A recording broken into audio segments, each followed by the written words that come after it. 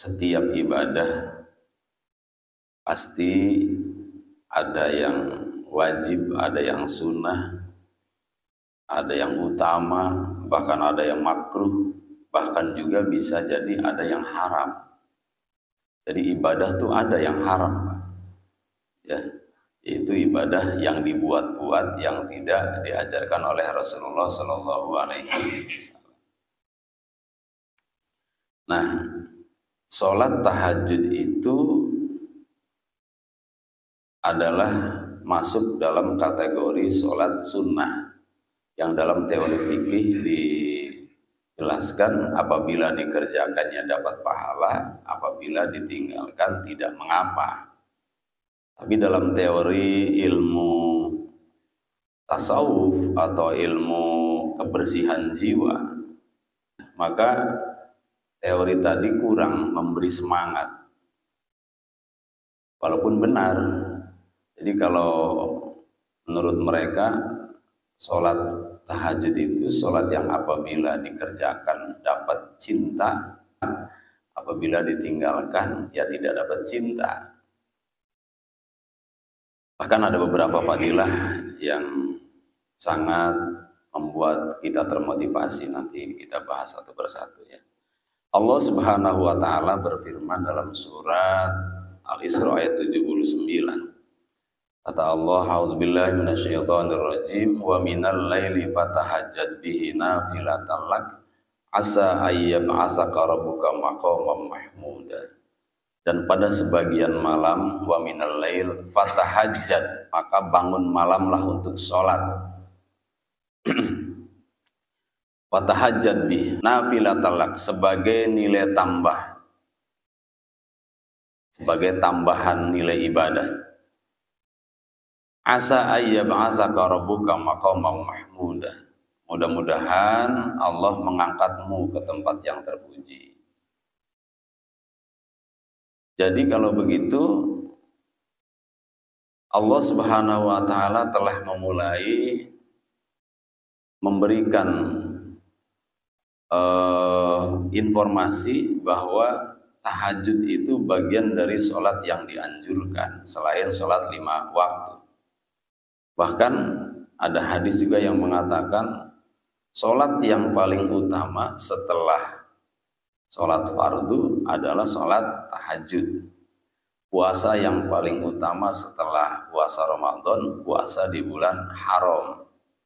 Termasuk di dalamnya ada Asyura, ada Arafah dan lain-lain. Kemudian sebetulnya sholat tahajud itu sholat apa? Ya, kembali kepada definisi bahwa tahajud itu secara bahasa artinya adalah meninggalkan tempat tidur, bangun dan meninggalkan tempat tidur, itu namanya tahajud. Dan umumnya orang tidur itu di malam hari. Biasanya di siang hari orang nggak sengaja tidur, pengennya disebutnya istirahat, rebahan, ya walaupun ujung-ujungnya tidur-tidur juga ya. Apalagi zaman dulu jarang orang tidur di siang hari. Karena bisanya orang tidur di siang hari itu malam harinya dibuat siang. Umumnya seperti itu. Di Jakarta atau di kota-kota besar, bahkan sekarang di kampung nggak ada istilah gelap di malam hari. Ya, terang terus, siang ya terang, malam juga terang. Bahkan ada suatu pekerjaan ya yang dilakukan oleh para karyawan itu shift malam tuh banyak. Artinya malam juga dibuat kerja. Nah, sungguh pun demikian, Rasulullah juga telah mencontohkan tidur di siang hari ada, yaitu disebut qailulah. Tidurnya itu tadi yang disebut sebentar. Tidur sebentar sebelum duhur, itu namanya qailulah. Untuk apa? Untuk memberi semangat agar bisa bangun malam. Itu disiasati atau disikapi dengan cara tidur di siang hari sebelum duhur dan tidurnya sebentar. Setengah jam lah kurang lebih, atau 1 jam paling lama. Itu bisa membuat semangat tenaga baru untuk berkegiatan di malam harinya. Nah, karena umumnya orang tidur itu di malam hari, maka yang dimaksud bangun dan menjauh dari tempat tidur itu di malam hari. Ya, definisi tahajud yang tadi disebutkan bangun dan menjauh dari tempat tidur, itu yang dimaksud adalah di malam hari. Sehingga kalau kita sudah tidur lalu bangun di malam hari untuk sholat, itu sudah disebut sholat tahajud. Bapak mengerjakannya sholat apa di malam itu? Boleh sholat hajat, boleh sholat taubat, boleh sholat tasbih, sholat apalagi ya, sholat mutlak, sholat istikharah, termasuk barangkali mau tidur lagi, itu sudah otomatis namanya disebut sholat tahajud. Tidak seperti umumnya orang yang berpersepsi, ntar sholat tahajud dulu baru sholat tasbih. Nah, itu persepsi yang seperti itu, persepsi yang belum tepat. Dia menyangka sholat tahajud dan sholat tasbih dua sholat yang berbeda. Padahal saat kita mengerjakan sholat tasbih di malam hari, setelah bangun tidur sudah otomatis disebut sholat tahajud. Termasuk sholat witir di malam hari setelah bangun tidur itu namanya sholat tahajud. Ya, karena sholat tahajud sendiri menurut para ulama Syafi'i itu bagian dari sholat mutlak. Jadi sholat mutlak itu diantaranya adalah sholat yang dikerjakan di malam hari tanpa batas, berapa rakaat saja sah. Nah, berapa rakaat saja boleh, maka sudah masuk dalam definisi sholat tahajud. Makanya dalam salah satu firman-Nya masih dalam surat Alif Lam Mim Sajdah ayat 15, Allah Subhanahu wa taala menjelaskan tatajafa junubuhum anil madaji'i yad'una rabbahum khaufan wa tama'a wa mimma razaqnahum yunfikun. Lambung-lambung mereka menjauh dari pembaringan mereka, sedang mereka berdoa kepada Tuhan mereka dengan rasa takut dan mengharapkan apa? Mengharapkan karunia dari Allah. Wa mimma razaqnahum yunfikun, dan sebagian dari harta mereka nafkahkan. Jadi yang dimaksud tatajafa adalah menjauh untuk melakukan sholat. Di sholat malam yang dikerjakan setelah bangun tidur itu namanya tahajud. Ini ayat yang mendukung tentang definisi tahajud. Kemudian jamaah sekalian rahimakumullah, Nabi juga bersabda, afdhalus salawati ba'dal maktubah salat fi jawfil lail wa afdhalus siyam ba'da syahri Ramadan syahrul Muharram. Tadi yang saya jelaskan di awal, bahwa salat yang paling utama setelah salat fardu adalah salat tahajud, dan puasa yang paling utama setelah Ramadan adalah puasa di bulan Muharram atau di bulan haram. Lalu apa bedanya dengan qiyamul lail? Karena sholat yang dikerjakan di malam hari, Nabi juga menyebutnya qiyamul lail. Perbedaannya, kalau qiyamul lail tidak terikat oleh tidur. Makanya Nabi sering memperingatkan sahabat-sahabatnya yang gak pada tidur di malam hari untuk full ibadah. Terutama sahabat Amr, itu kata istrinya udahlah malamnya begadang selalu sholat, siangnya puasa, sehingga istrinya tidak pernah disentuh. Ada salah satu sahabatnya, yaitu kalau nggak salah sahabat Abi Dzar, ya, kata istrinya sahabat Amr, Abi Dzar itu saudaramu. Pertama sahabat Abi Dzar nanya pada istrinya, kamu ini kayak nggak punya suami, pakaiannya begitu semrawut. Kata istrinya, suamiku udah nggak butuh aku, gitu. Malam buat sholat, siangnya puasa.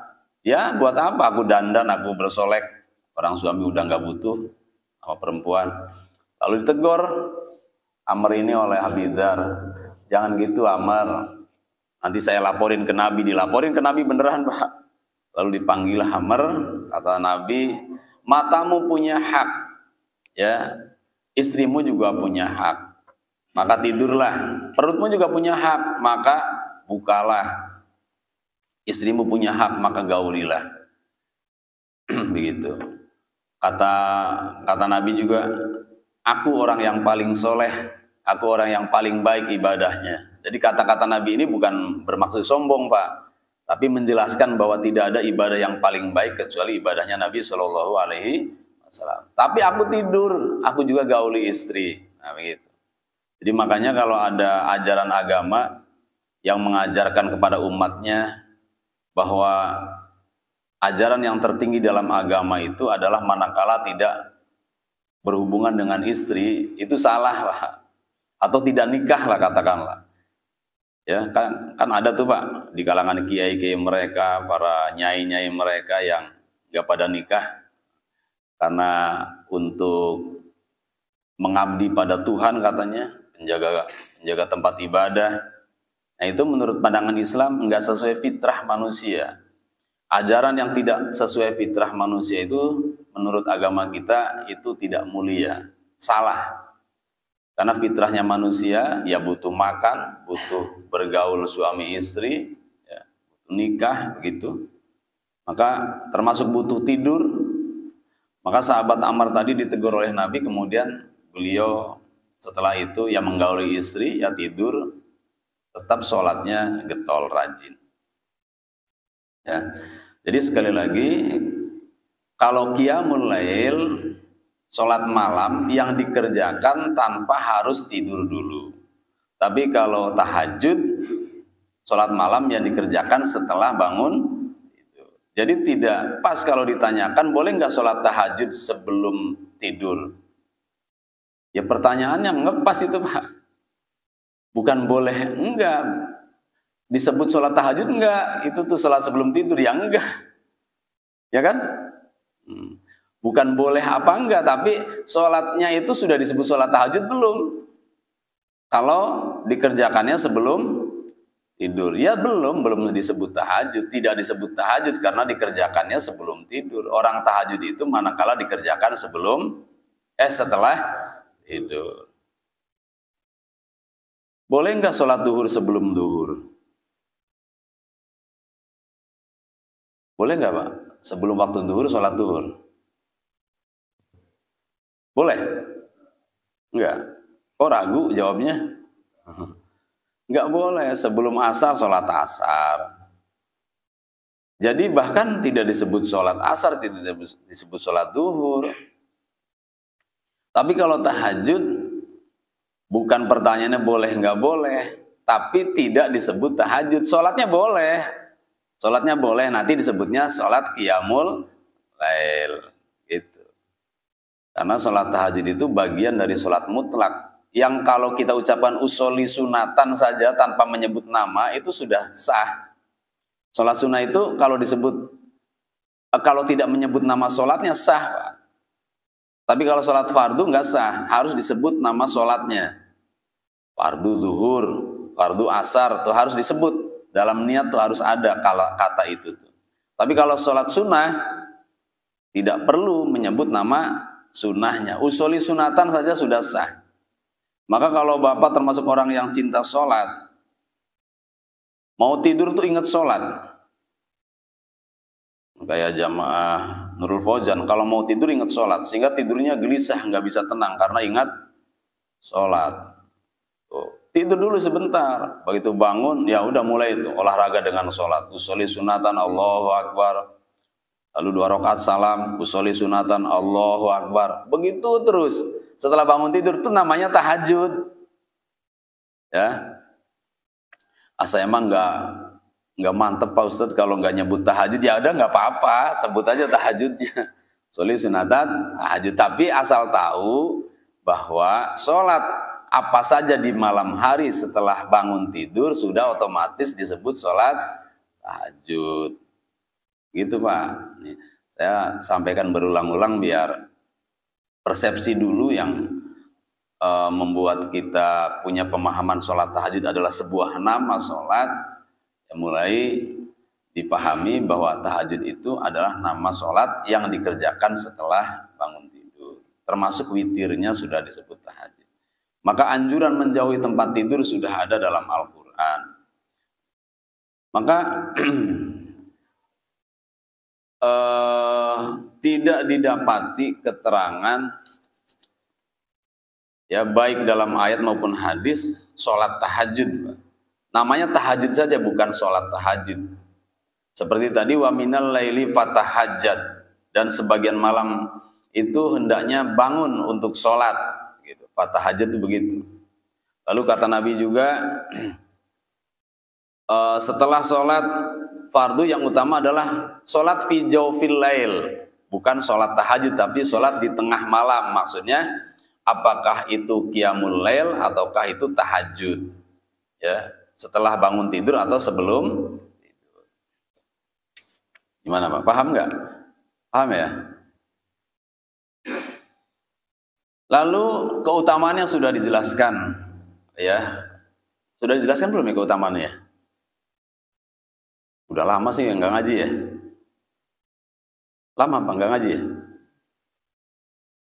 Ada 2 bulan libur.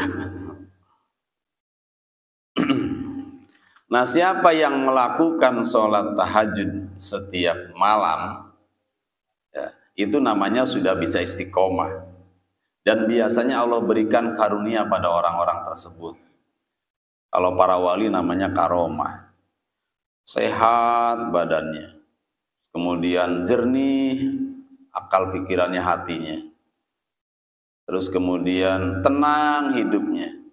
Ya, ditambah lagi kata Al-Quran, asa ayyab'atsaka rabbuka maqaman mahmuda. Allah akan angkat derajatnya ke tempat yang lebih tinggi.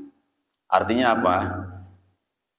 Kualitas ibadahnya meningkat, penghormatan orang juga meningkat. Orang tuh semakin segen sama orang yang rajin tahajud. Bukan segen karena galak atau ya hormat saja. Sangat menghargai lah gitu orang yang rajin tahajud. Tapi mereka umumnya nggak banyak bicara. Ya, kadang yang banyak bicara tuh biasanya yang baru 1 kali 2 kali tahajud tuh biasanya banyak. Waduh, saya semalam tahajud. Nah, itu biasanya baru 1 kali 2 kali tuh. Kalau orang yang rajin nggak bakal banyak bicara. Ya biasa namanya kesukaan, ya namanya kesenangan. Kemudian juga orang yang mendawamkan sholat tahajud itu ya Allah sudah menjamin, Nabi sudah menjamin itu nanti di akhirat bisa masuk surga tanpa hisab. Kata Nabi, yusarun nasu fi sa'idin wahidin yaumal qiyamah wa yunadil munadi fayaqul aynal ladzina kanu tatajafa junubuhum anil madaji fayaqumun wa hum qalil fayadkhulunal jannah bighairi hisab summa ya'maru bisairin nas ilal hisab. Kata Nabi, manusia akan dikumpulkan nanti di alam mahsyar, dan di tempat yang tinggi itu yang kita kenal namanya Al-A'raf. Selain Nabi juga ada seruan, apakah malaikat atau yang lainnya, yang jelas malaikat. Nabi nanti juga akan menyeru dengan syafaatnya di tempat itu. Allah juga akan menyeru juga. Maka kemudian seruan itu berbunyi begini, mana orang-orang yang kalau malam bangun, coba berdiri Pak. Ternyata sedikit kata Nabi yang berdiri. Lalu kata suara itu, ya memisahkan diri, setelah memisahkan diri, sana langsung ke surga. Sementara kalian tetap di sini untuk dihisab. Tuh, kelebihan daripada sholat tahajud, apalagi yang sudah sepuh-sepuh. Yang sudah sepuh-sepuh biasanya kurang tidurnya. Jam 2 udah bangun, mau tidur lagi susah. Padahal tidurnya baru sebentar, jam 11, jam 12. Sayang kalau tidak dimanfaatkan untuk sholat, karena tidur juga susah. Ya. Dan kalau ke kamar mandi, usahakan sambil berwudu. Jangan hanya buang air saja, buang air kecil, udah. Sayang kalau tidak sekalian berwudu, walaupun ya mau tidur lagi, tapi lebih baik daripada tidak berwudu, apalagi langsung sholat. Nah, ini kebiasaan ulama-ulama dan orang-orang dulu membiasakan sholat tahajud. Lalu Nabi juga bersabda, "Fala ta'lamu nafsum ma ukhfiya lahum min qurrati ain jazaa'an bima Allah berfirman dalam surat As-Sajdah, "Fala ta'lamu nafsum ma ukhfiya lahum min qurrati ayunin jazaa'an bima kanu ya'malun." Maka tidak seorang pun mengetahui apa yang disembunyikan untuk mereka, yaitu memuaskan hati sebagai balasan terhadap apa yang mereka kerjakan. Maksudnya Allah akan memberikan anugerah secara rahasia kepada orang-orang yang rajin tahajud, tidak kepada orang-orang yang tidak rajin tahajud. Banyak banget apa keutamaannya, manfaatnya ya, yang Allah, yang Nabi sampaikan untuk kita semua. Maka dalam riwayat lain Rasulullah bersabda, "Alaikum biqiyamil lail fa innahu da'bus sholihin." Hendaknya kalian bangun malam, sholat malam tuh, tidak berbunyi sholat tahajud tidak, tapi Nabi menyebutnya qiyamul lail. Alaikum biqiyamil lail, hendaknya kalian bangun malam, sholat malamlah kamu, kata Nabi. Fa innahu da'bus sholihin, karena itu adalah menjadi kebiasaan orang-orang soleh min qablikum, sebelum kalian. Wa qurbatun ilallah, dan sarana mendekatkan diri kepada Allah. Wa manhatun anil izmi, dan juga pencegah dari dosa. Wa takfiratun lissayiat, dan juga dapat menghapus segala kesalahan. Wa matradatun lidda, dapat mengobati penyakit. Ya. Wa matradatun lidda anil jasad, dapat menolak penyakit dari jasad. Katakanlah kalau ada penyakit datang 1000, itu dengan sholat tahajud bisa tertolak ya, sampai 50%-nya. Kalau yang namanya sakit kan sudah takdir, Pak ya. Sudah takdir, sudah ada ketentuannya. Maka orang yang rajin berdoa bisa menolak takdir itu. Doa itu diantaranya adalah dengan sholat. Demikian Pak penjelasan sebagian para ulama kita. Nah, adapun bilangan rakaatnya, sekali lagi, sholat tahajud tidak dibatasi. Mau berapa rakaat saja sah. Mau 1000 rakaat silahkan. Kalau 1000 rakaat kebanyakan ya 500 lah. 500 kebanyakan 100. 100 juga kebanyakan berapa? 20 boleh ya. Karena sudah terlatih dengan sholat tarawih, biasanya 20 ringan. Tapi kalau sholat tarawihnya 20 malas, apalagi tahajudnya, sholat tarawih aja malas, 20. Tapi kalau suratnya panjang, bagus Pak. Suratnya panjang tapi rokaatnya sedikit, ya agak bagusan daripada rokaatnya sedikit, suratnya pendek. Karena Nabi itu didapati keterangan dari Sayyidah Aisyah sampai kakinya bengkak-bengkak kalau sholat itu. Kalau bengkak itu kenapa tuh? Ya kebanyakan rokaat atau kebanyakan berdiri, kan begitu ya. Kalau upacara saja kita 1 jam saja sudah terasa bengkak. Ya maklum. Apalagi kalau sampai 2 jam seperti sholatnya Nabi, lebih dari 2 jam, 3 jam. Banyakin ayat yang dibaca, lalu merasakan kehadiran Allah, merasa diawasi oleh Allah, merasa banyak dosa, merasa bersyukur, campur baur saat sholat itu. Takut juga ada, jangan sampai dijauhkan dari rahmat Allah, jangan sampai dimasukkan ke nerakanya, sehingga sholatnya ya pasti akan mendapatkan ketenangan. Tapi kalau sholatnya karena ingin mendapatkan tambahan rizki, begitu sudah dapat tambahan rizkinya, sholatnya malas lagi. Ya enggak? Ya. Ingin lulus sholat tahajud, anak-anak kita atau kita sendiri, begitu lulus sudah enggak sholat tahajud lagi, karena memang tujuannya itu. Tapi kalau tujuannya ingin mendekatkan diri pada Allah, cinta pada Allah, ingin dapat perhatiannya, ingin diawasi selalu, dalam kebutuhan-kebutuhannya, ya pasti akan selalu rutin melaksanakan sholat tahajud itu. Maka dalam hal ini Nabi SAW bersabda, "Alaika bikasratis sujud. Fa innaka la tasjudu lillahi sajdatan illa rafa'akallahu ta'ala biha darajatan wa hatta anka biha watiyah." Perbanyak sujud kata Nabi. Karena dengan sujud itu Allah akan derajat, Allah akan angkat derajat dan Allah akan hapuskan dosa. Jadi sekali sujud Allah angkat derajat. Dan saat itu juga Allah hapus dosa. Jadi kalau begitu banyak rakaat karena banyak sujud, Pak, atau banyak sujud karena banyak rakaat lebih utama daripada sedikit rakaat karena pasti sedikit sujud. Ya enggak? Kalau rakaatnya banyak, sholawatnya banyak enggak?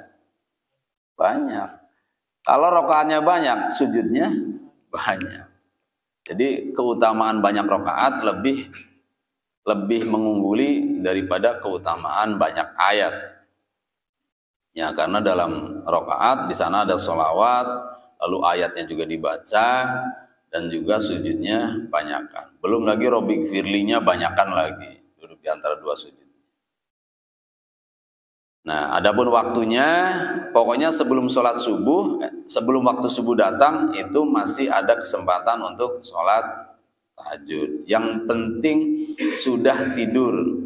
Kalau belum tidur, saya ulang. Kalau belum tidur bukan berarti nggak boleh sholat, cuman namanya disebut qiyamul lail, pahalanya sama, hanya beda nama saja, Pak.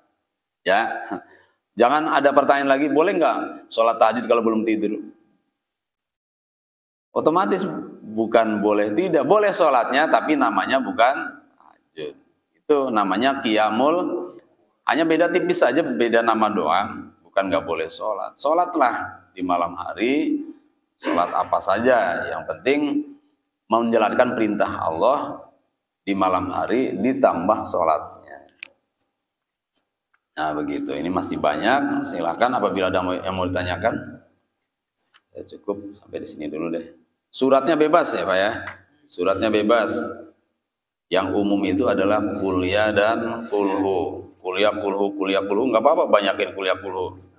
Karena kuliah kulhu kan enak Pak ya.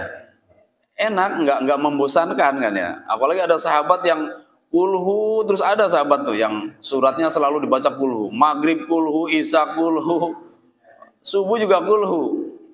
Nggak, padahal Al-Quran kan banyak. Sampai-sampai ada sahabat yang mengadukan ke Rasul karena bosen imam dia kulhu mulu. Rakaat pertama kulhu, rakaat kedua kulhu. Kata Nabi setelah dipanggil tuh, iya benar. Kamu kalau baca surat kulhu semua kalau jadi imam.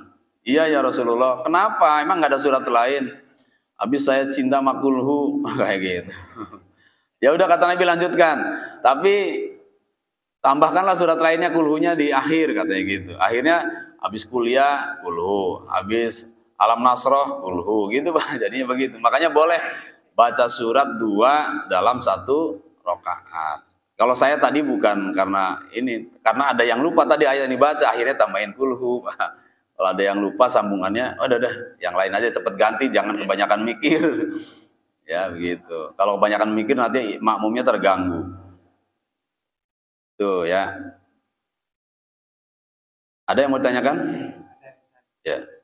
Assalamualaikum warahmatullahi wabarakatuh. Waalaikumsalam.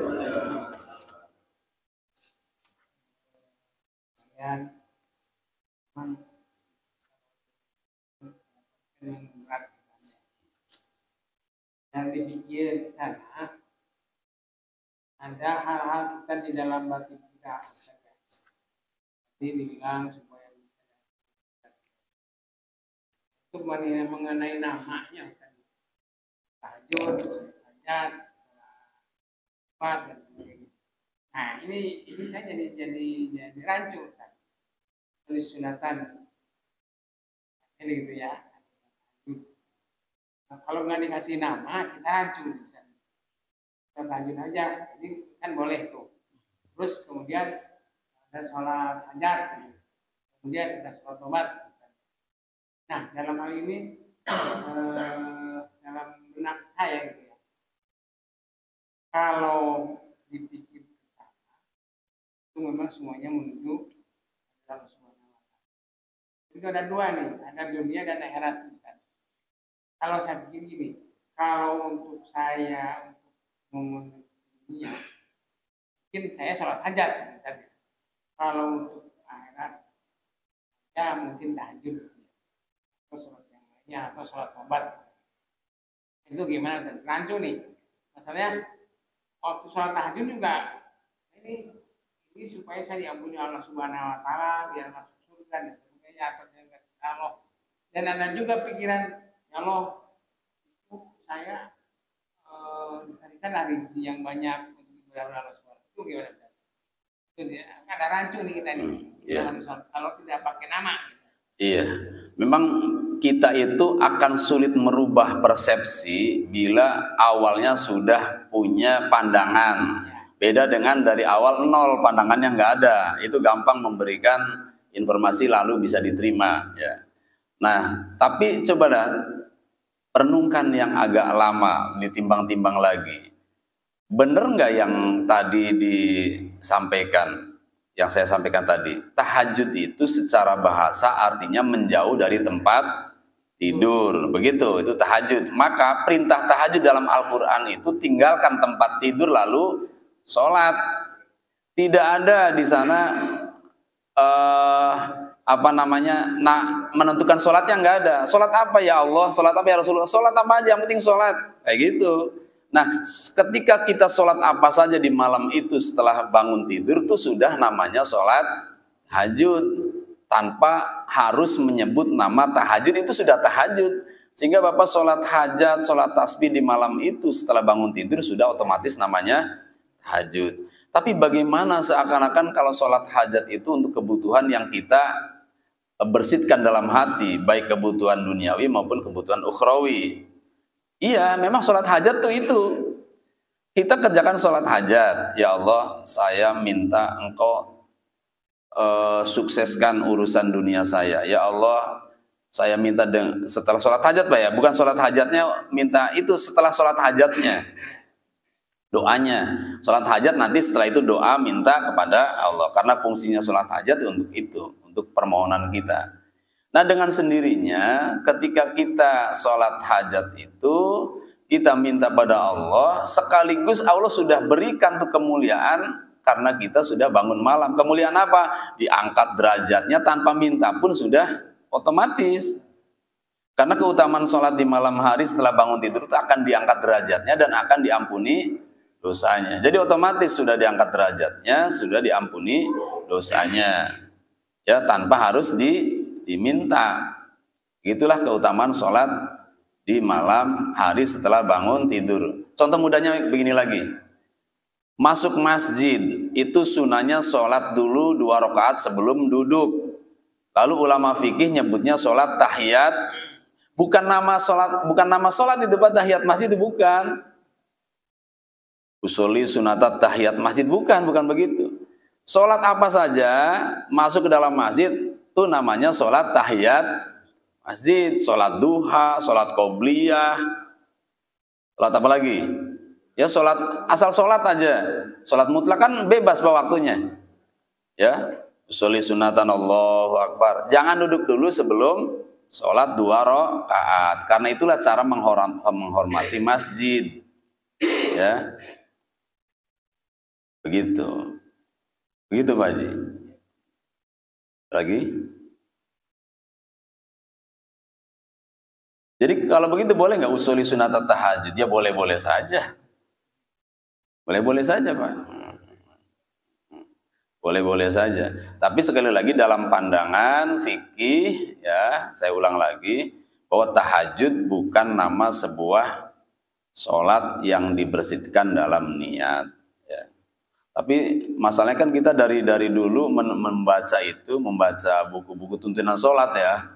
Ya, ini sholat tahajud, ini sholat hajat. Kan soalnya gini, sholat hajat itu boleh dilakukan di siang hari, boleh dilakukan di malam hari. Sholat tasbih juga boleh dilakukan di siang hari, boleh dilakukan di malam hari. Sehingga memang itu namanya sholat. Tapi kalau sholat tahajud, sholat yang hanya dilakukan setelah bangun tidur di malam hari. Sehingga menjadi persepsi di akal kita, di benak kita, oh nama sholat kalau gitu. Gitu Pak. Paham Pak ya? Ada lagi yang mau ditanyakan? Kembali saja. Ya. Ini luar tema.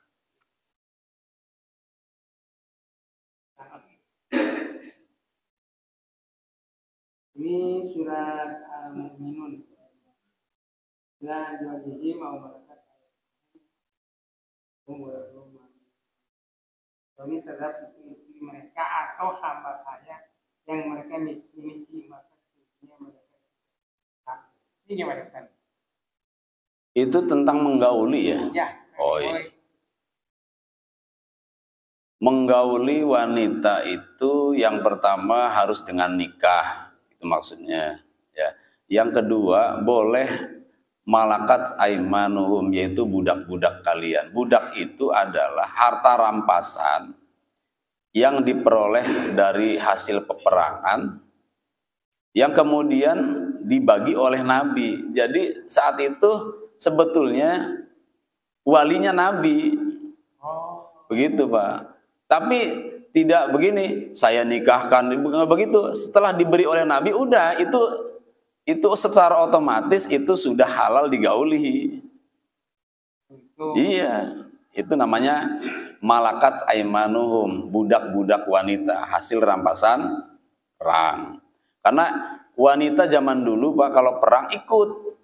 Ada yang ikut memang bawa senjata, tapi juga ada yang hanya mengikuti mereka untuk memotivasi, membantu yang terluka. Banyak yang membantu terluka. Tapi istri-istri mereka yang mereka bawa itu untuk memberi motivasi. Maka biar semangat perangnya, diajak istrinya. Karena risikonya kalau kalah istrinya dirampas.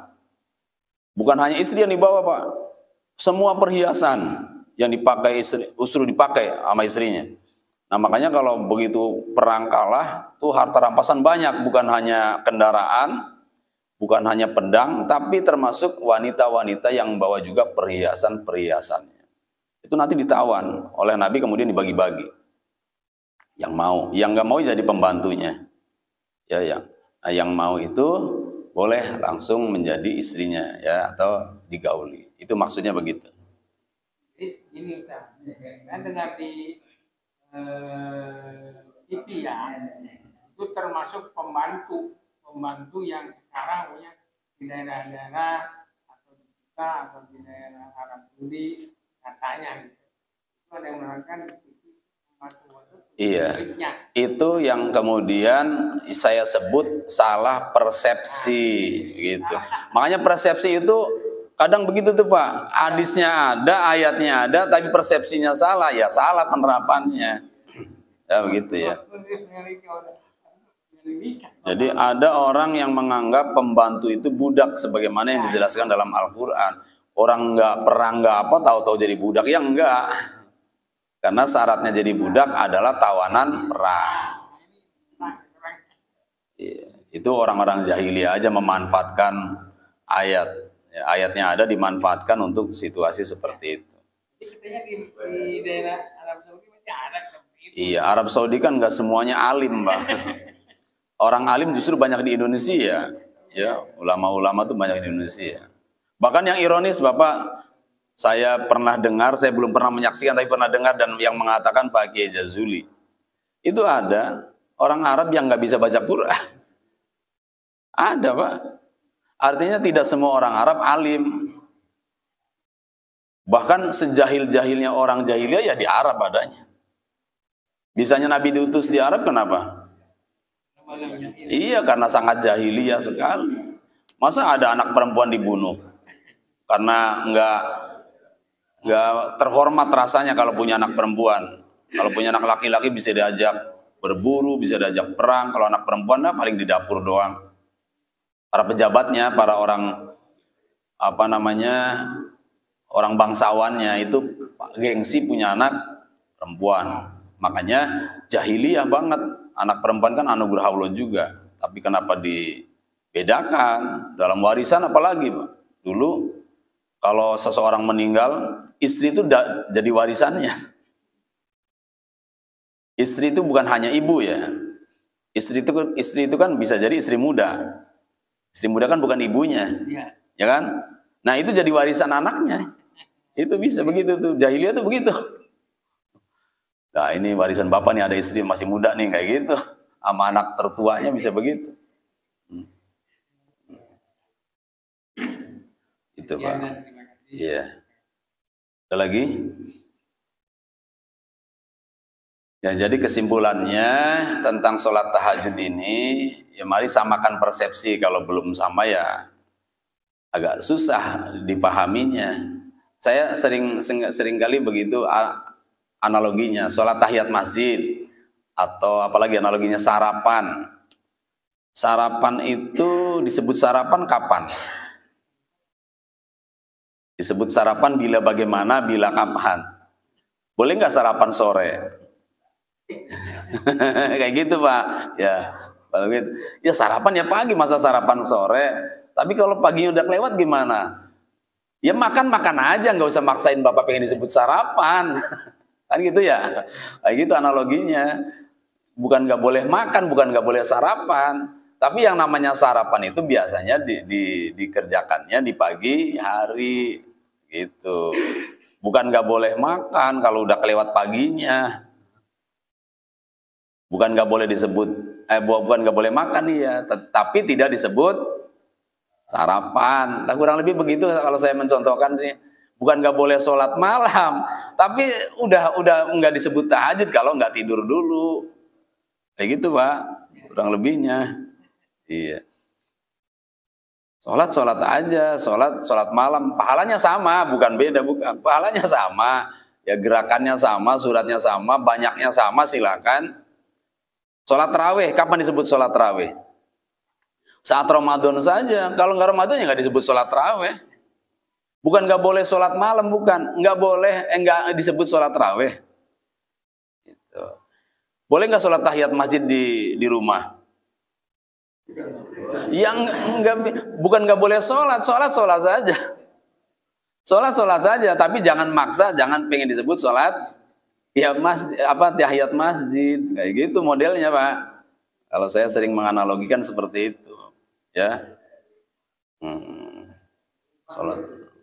Apalagi tuh? Banyaklah tamsil-tamsilnya kalau pengen membuka cakrawala perbedaan, ya pandangan ya. Ya barangkali nanti ada ustadz lain yang menjelaskan sholat tahajud nama sholat.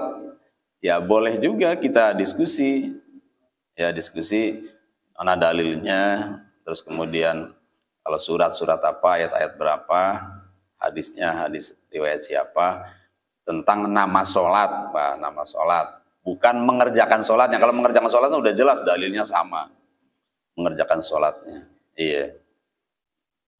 Soli sunatan terus begitu. Syekh Abdul Qadir Jailani Pak, itu 1000 rakaat. Tiap harinya sholat di penghujung akhir hayatnya. Siti Robi Al-Adawiyah juga sama.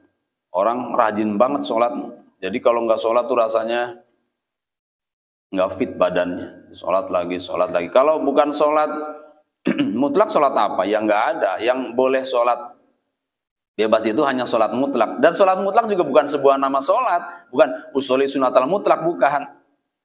Sholat mutlak itu nama panggilan, sebutan untuk sholat yang tidak dipengaruhi oleh waktu dan sebab. Gitu. Makanya usuli sunatan Allahu Akbar. Usuli sunatan juga tidak diucapkan. Karena kan niat ada dalam hati. Takbir saja. Allahu Akbar. Saat Allahu Akbar itu usuli sunatan di dalam hati. Gitu ya. Jadi kalau malam begitu, siang begitu. Tapi kalau sholat duha, sholat qobliyah, sholat hajat, sholat witir, ya nama sholat itu, nama sholat. Ya. Kalau sholat mutlak bukan nama sholat. Sholat tahajud bukan nama sholat. Hanya nama sebutan untuk sholat yang dikerjakan di momen-momen tertentu. Sholat tahiyat masjid bukan nama sholat. Bukan usuli sunata tahiyat masjid, bukan. Ya, karena tahiyat masjid juga bukan nama sholat. Oh, masuk masjid, sholat itu sudah disebut sholat tahiyat masjid, gitu Pak. Ya, jadi nggak usah khawatir kehilangan pahala, enggak, gara-gara nggak nyebut nama. Memang begitu keadaannya, bukan nama sholat. Coba aja Bapak cari, sholat tahiyat masjid emang nama sholat? Bukan. Nabi juga kalau nyuruh sahabatnya, sebelum duduk sholat dulu, begitu doang. Lalu ulama fikih menyederhanakan istilah, nah yang itu disebutnya sholat tahiyat masjid. Kayak sholat kodok lagi Pak, sholat kodok bukan nama sholat. Jadi nggak usah disebut usoli fardhu dhuhri kodoan, karena kodok itu bukan nama sholat. Kerjakan aja. Saat dikerjakan bukan pada waktunya, namanya kodok. Gitu, dengan otomatis namanya kodok. Kodok itu artinya membayar. Membayar yang ditinggalkan sebagai kewajiban yang harus dikerjakan saat itu. Termasuk puasa. Puasa bagi orang-orang haid yang nggak puasa di bulan Ramadan, nanti kan dibayar di bulan lain. Al-Qur'annya mengatakan fa'iddatum min ayyamin ukhor. Maka kerjakan sesuai bilangan yang ditinggalkan di hari lain. Ulama fikih nyebutnya qadha. Jadi kalau nggak ada istilah, kalau nggak nyebut qadha juga, itu namanya qadha dengan sendirinya. Paham Pak? Dengan sendirinya sudah disebut. Kenapa disebut qadha? Karena dia kerjakan bukan pada waktunya dan sebagai membayar kewajiban yang ditinggalkan di masa lalunya. Jadi tidak menyebut qadha, sudah otomatis namanya qadha. Begitu Pak ya. Cukup ya. Mudah-mudahan bermanfaat khususnya untuk kita dan juga para orang-orang yang rajin ngaji. Mudah-mudahan Allah Subhanahu wa taala berikan tambahan ilmu dan dijadikan kita oleh Allah menjadi hamba-hamba yang soleh, yang mendapat kecintaan, tambahan kenikmatan dalam ibadah, dan semoga Allah wafatkan kita dalam keadaan husnul khatimah. Bismillahirrahmanirrahim. Alhamdulillahirabbil alamin. Wassalatu wassalamu ala sayyidina wa maulana Muhammadin wa ala alihi wa ashabihi ajmain. Allahumma wafiq imanana bi taufiq wa a'id bi ta'yidik. Allahumma wafiqna lima tuhibbu wa tarda wa waj'al amalana bi ridhak wa a'inna ala muridina wa dunyana bi rahmatika ya arhamar rahimin. Wassallallahu ala sayyidina Muhammad wa ala alihi wasallam. Walhamdulillahirabbil alamin. Assalamualaikum warahmatullahi wabarakatuh.